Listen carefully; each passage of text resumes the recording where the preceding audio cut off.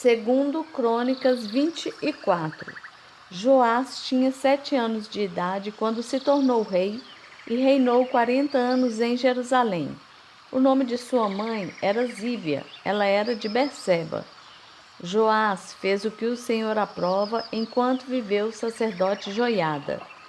Este escolheu para Joás 2 mulheres e ele teve filhos e filhas. Algum tempo depois, Joás decidiu fazer reparos no templo do Senhor. Ele reuniu os sacerdotes e os levitas e lhes disse: Vão às cidades de Judá e recolham o imposto devido anualmente por todo Israel, para fazer reparos no templo de seu Deus. Vão agora mesmo. Os levitas, porém, não agiram imediatamente. Por isso o rei convocou Joiada, o sumo sacerdote, e lhe perguntou: Por que você não exigiu que os levitas trouxessem de Judá e de Jerusalém o imposto determinado por Moisés, servo do Senhor, e pela Assembleia de Israel para a tenda da Arca da Aliança?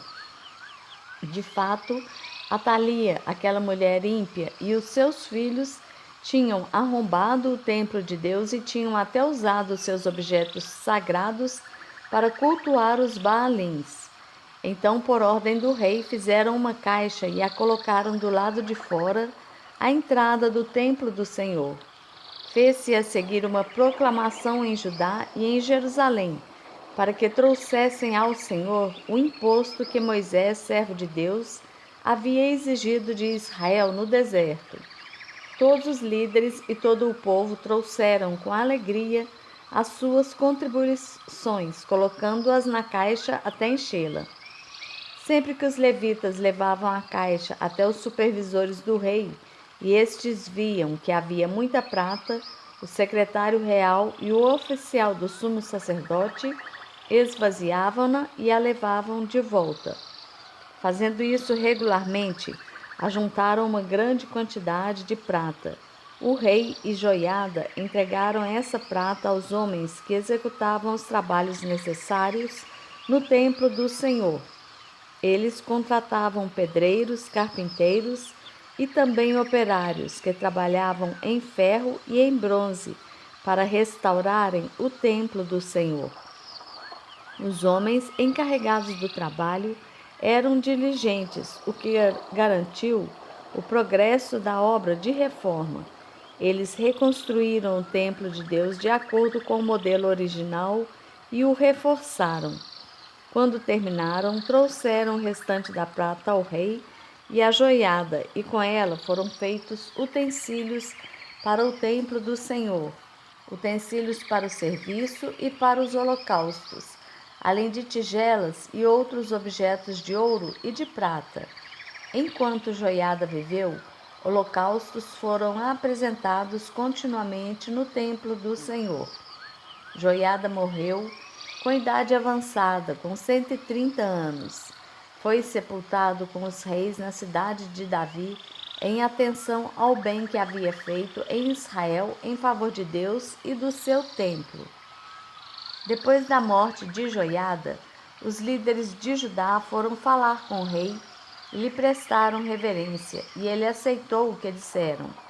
Então abandonaram o templo do Senhor, o Deus dos seus antepassados, e prestaram culto aos postos sagrados e aos ídolos.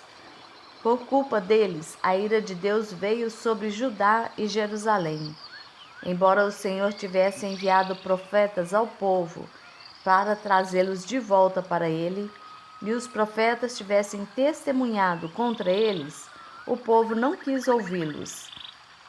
Então o Espírito de Deus apoderou-se de Zacarias, filho do sacerdote Joiada.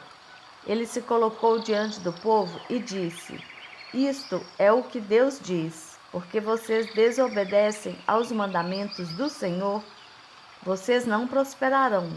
Já que abandonaram o Senhor, ele os abandonará. Mas alguns conspiraram contra ele e, por ordem do rei, apedrejaram-no até a morte, no pátio do templo do Senhor. O rei Joás não levou em conta que Joiada, pai de Zacarias, tinha sido bondoso com ele e matou seu filho. Este, ao morrer, exclamou: Veja isto, o Senhor, e faça justiça.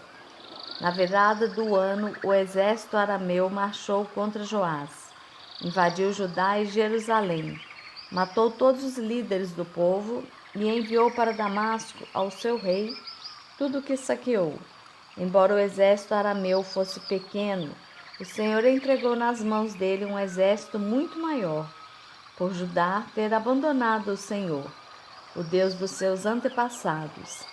Assim o juízo foi executado sobre Joás.